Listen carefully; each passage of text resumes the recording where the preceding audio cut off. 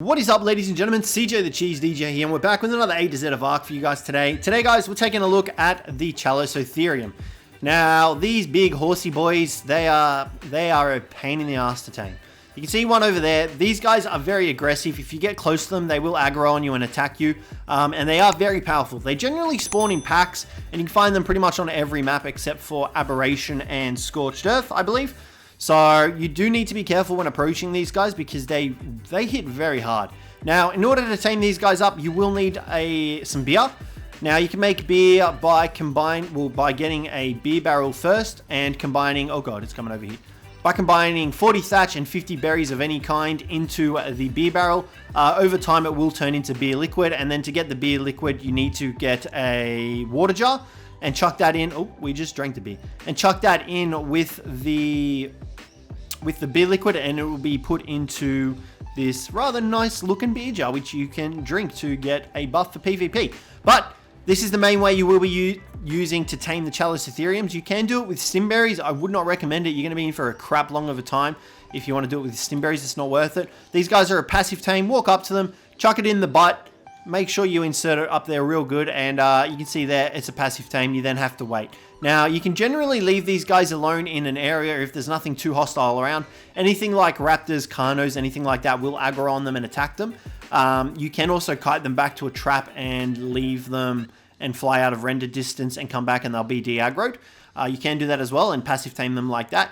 Generally, if I find one in the wild that I really want to tame up, I'll just do it like this. On passive, you will need ghillie armor as well so that it does not aggro on you. It definitely helps, and like I said, you want to get up right in behind it and feed it like that. Otherwise, if you try and approach it from the side or the front, you're going to be in for a bit of trouble because it will most likely aggro on you if you don't have ghillie armor. You can also pair this with cactus broth. Cactus broth really isn't necessary though. You don't really need the cactus broth to not get the aggro on these guys. Nonetheless, that's pretty much how you tame them. They are a passive tame, like I said. Don't use stimberries, use the beer. As for their saddle, you need to be level 42. Made in the smithy, a little bit of fiber, a little bit of hide, tiny bit of metal. Oh god, oh, I thought that was him. Let's come up and see how we're doing. We should be able to get the last beer jar in. Waiting until it's hungry. It takes about 2 minutes. It depends on your level. On the level of the Chalice-Otherium that you're taming up. But generally, you can just wait for it to... Like I said, if there's nothing hostile in the area, you can normally just wait for it. Let's just come up to it now. It should be good. Hey, buddy. How you doing? Wait until it's hungry again. So, yeah. It's pretty much just a waiting game with the passive tames. It's kind of annoying, but it kind of makes sense. You know, you can't tame everything the same way. Make sure nothing hits it, though, because like I said, if something hits it, it will lose all the taming progress. So you definitely don't want that, especially if you're trying to tame up a high level one. But let's just try and finish this big guy off. But you can see there, we're not getting any aggro on it from wearing ghillie and stuff. Like I said, cactus broth also works, but you don't really need it. It's not necessary. Alright, this guy's taking too long. We're just going to spawn one in because it's going to be easier to show you than taming this guy up. But that's all you need to tame it. Just some beer jars and yeah. Now, once you've got one of these guys tamed up, they are a lot of fun. I'm not going to lie, they are quite a bit of fun to run around on. Let's get a saddle for it first. Chuck that on. Alrighty. So the main thing you'll be using this guy for is to literally lob boulders at whatever the hell you want to. That's this guy's main ability. To lob boulders. So you can pretty much use him as a siege equipment, piece of siege equipment. He's very similar to the rock elemental in that he can throw boulders and stuff like that. Obviously, you can't throw them as high or as hard. He does have slightly decreased range in comparison to the rock elemental. But like, look at the boulder damage. It's nuts. This guy does hit very hard with his boulders, and he's really effective at just damaging whatever it is. Now, this guy can also damage stone structures as well. Takes a bit of time, but it is possible. And you see that guy just clopped a freaking boulder to the face. But they also have a primary attack and a C attack as well. So you can use the C attack while on the move to actually harvest berries without needing to stop, which is really good. If you do want to use your primary attack, you obviously do stop running. And he does have the sweeping arm, which is really effective as well at harvesting berries. But you're not going to be really using this guy for harvesting berries. You're going to be using this guy for just pure damage. So if you want to be using him for pure damage, you want to level up your melee damage and your stamina. Because your stamina dictates how many boulders you can throw, and then obviously your melee damage is going to dictate how much damage you do with your boulders. So let's take a little gander now. We chuck some points into melee damage. 227. He's made boosted. That's why I was like, hold on. It's not supposed to go down. It's supposed to go up. You also do slight knockback with your boulders.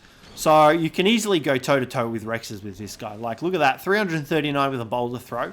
These guys are nuts. As for their primary attack damage, it is pretty decent. It's nothing in comparison to, like, their boulder throw, but it is still very high. Now, this guy should be pretty much done. We should be able to feed it. And you can see there, that's how you tame them up.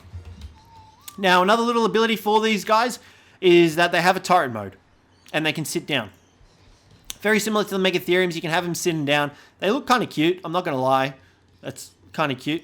But you can also get them set onto turret mode. And if they are on turret mode, they will lob boulders at any threats they deem necessary. So, for example, let's see if we can get it to attack the Phiomia.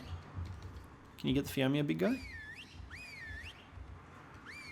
I don't know if he's going to reach. Yep, here we go. So you can see there, he's throwing boulders. We got this one coming in. It's on turret mode, so it is going to take its time. But if you've got multiples of these guys, you can definitely deal some serious damage to like enemies or anything like that that come into your base or up to you, close to you. Like, look at the poor Dillos. I kind of feel bad for him. So, yeah. One thing I will mention, if you do stick these guys into turret mode, make sure you put berries into their inventory because sometimes it is a bit buggy and they will not eat out of troughs if they're in turret mode because they technically can't move. It's a weird bug. But, yeah, nonetheless, that's pretty much all there is to the Chalice Ethereums. I really do like these guys. I rarely tame them because they are kind of more useful in PvP situations. Like, I'm not talking like crazy high PvP situations, but like very niche situations where if you want to defend your base with some extra tames or something like that, you can bring these guys along. You can get relatively good saddles for them rather easily as well out of caves and stuff like that. So it is possibly worth taming these guys up. And if anything, you can use them as like a herbivore to gather berries and stuff like that. But yeah, that's pretty much all there is for the Chalice Ethereum. He doesn't have any other abilities or anything like that. He does look kind of cool, and I do like the fact that these guys sit down. They're very similar to the Megatheriums in that regard. But yeah, that's going to wrap up the video for the Chalice Ethereum, guys. So hopefully you enjoyed this one. If you did, don't forget to leave a like. Subscribe down below for more. But other than that, guys, I will catch you in the next one.